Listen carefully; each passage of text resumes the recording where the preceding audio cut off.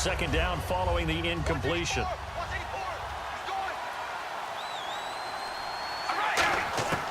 Again, they'll throw with Carr. Man open left side is Brown. And this time not quite to the 30. It'll be down at the 31-yard line. It'll be a gain of 8 yards, and that'll make it third down. They got to get to the 23 here on third. Didn't they tell us in our meetings that they needed to account for him on each and every play? You think? A guy of his caliber? So how does a guy like him get that wide open? That usually means there's a tire breakdown on what the coverage was. That everyone thought they were doing something, and they were supposed to be doing something else. But bottom line is, no matter what, you have to know where he is and cover him on every play.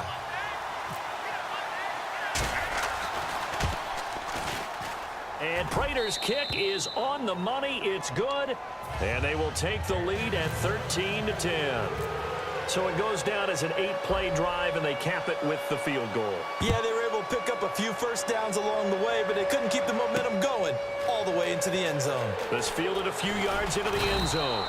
And he'll take this up past the 20 and down at the 22-yard line. Now we take a glance at the offense as they work their way back out for their first possession of the second half. They're down in this game. A chance for the offense, though, to put something on the board, get some momentum here in half two.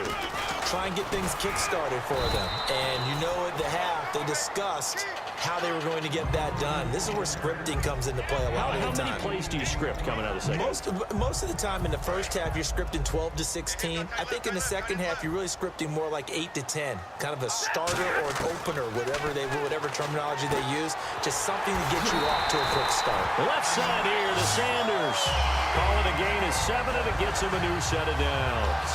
When you see zone defense and you know you've got a drag route on as your primary call, you've got to be really careful as a passer about how far you let your guy go because he might wander into some tough coverage.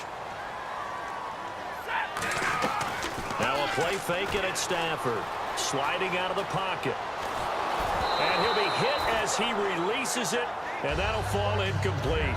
Not too many things get to a quarterback of this magnitude, but I think it's safe to say that pressure can get to any quarterback. Now, he's obviously a great franchise quarterback, but felt the pressure, threw it incomplete.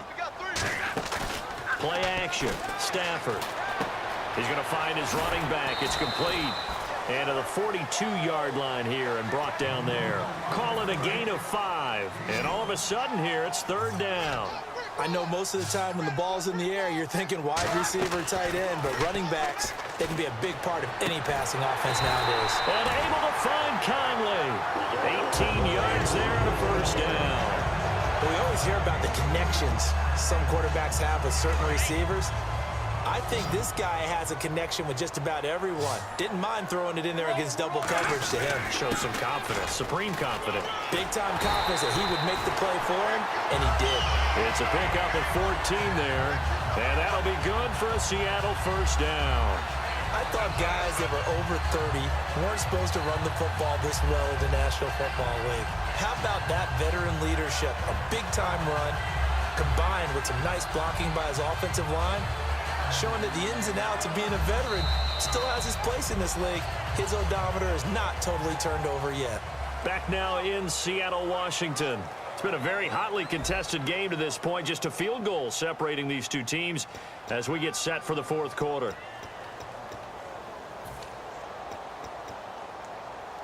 And a new set of downs here after picking up the first on the ground. On first down, it's Stafford. Flushed out right. And to the tight end, Olsen, right side. That throw good for 4. It's second down. Let's just make this one simple. Could he be any more open than he was on that play? Yeah, they lost him going to the outside. Hard to believe because you go through your accounting on each and every defensive snap. Who's got who, what defense you're in. That was totally a blown coverage. And this is caught at the 8. And brought down, but not before they get it inside the 10 to the 7. And they pick up a first down, and that came out of the fullback position. But as you and I both know, that doesn't necessarily mean it's a fullback playing in that spot. Well, times have changed, right? The old school fullback doesn't really exist anymore. We're not getting that same player out of college with all the spread offenses, not very many pro style, where you actually have a true fullback. We're having to make do in the NFL and put guys in that spot who emulate it but aren't necessarily that position. Now this will be the 9th play on this drive. And the D-line pinching together must be expecting the run. On the sneak, it's Stafford. And he's across the chalk into the end zone. Touchdown, Seahawks. Matthew Stafford, his 2nd touchdown of the afternoon. And the Seahawks have taken the lead here in the 4th. And he's able to put it through.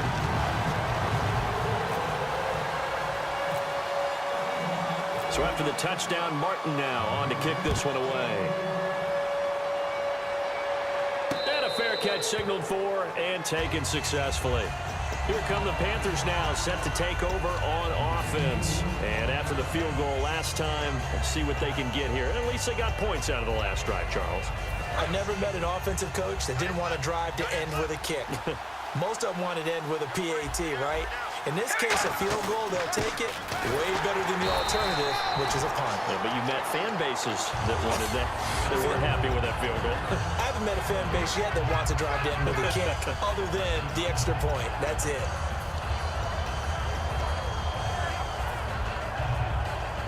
Time starting to run out here in the 4th. This defense just trying to keep the offense off the board and preserve this potential victory. Carr to throw on 2nd down. Surveying the field. He's going to loft one deep left side here.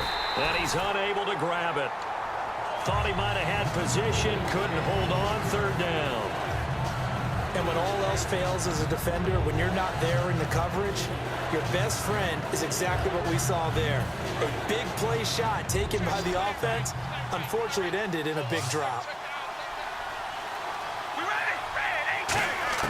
Throwing his Carr on 3rd down. And able to find Green. A.J. Green. Touchdown, Carolina. A.J. Green, 74 yards. And the Panthers have taken the lead here in the 4th.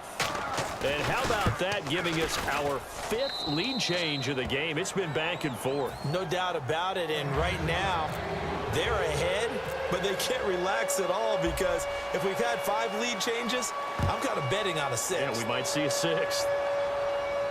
That'll be taken in the end zone. And he'll take it up past the 25 to the 26-yard line. The Seahawks offense now, they get set to go back to work. Last time they were out, they scored. Still trailing here, though, so some work to do. But it's okay in terms of mindset. Because they scored the last time, they're not quite as worried about being down on the scoreboard because now their confidence is a little bit higher. They feel like they got something going, and they feel like they can attack again and put more points on the board. Are you scoreboard watching if you're the offense, or are you just focused on this drive? We wouldn't be telling the truth if we said that they didn't scoreboard watch. Everyone does it to some extent, but you've got to set it aside right now and just focus on this series. That'll take care of the scoreboard if they punch it into the end zone. Time for a break. We're back to see what happens after this.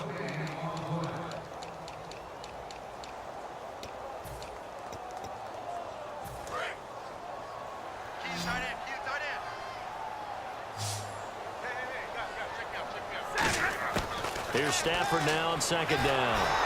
A hit as he throws there, incomplete.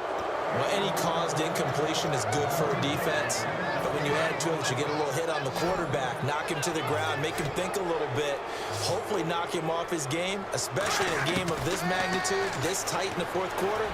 Got to feel pretty good as a defense. And Adams has it complete. And they're able to convert on 3rd with a solid gain of 23.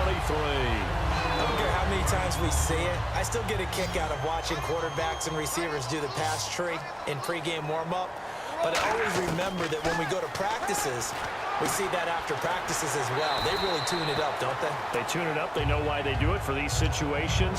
1st down. And they build that trust, and that's why they're able to find him in this type of a situation. So they complete the pass, and now they face a 2nd down.